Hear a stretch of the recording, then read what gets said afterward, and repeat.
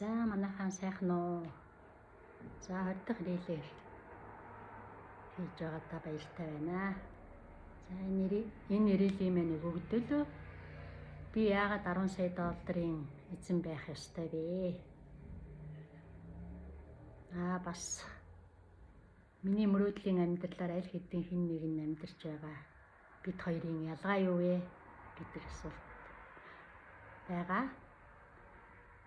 За яагаад би 10 сая долларын эзэн байх ёстой вэ гэвэл би Бурхны бүтээл дэлхийн хүн энэ дэлхий дээрх эд баялаг мөнгө энэ дэлхийн бүх хүмүүст элбэг хангалуун хүрэлцээтэй учраас тэгээд би бол том зорилготой мөрөөдөлтэй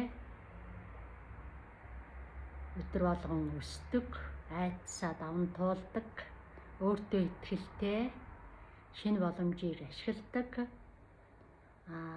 үн цэнийг бий болгодог.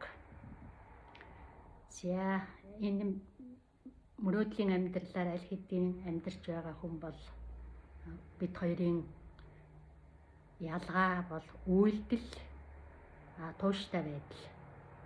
Тэр хүн үйлдэл хийсэн байна.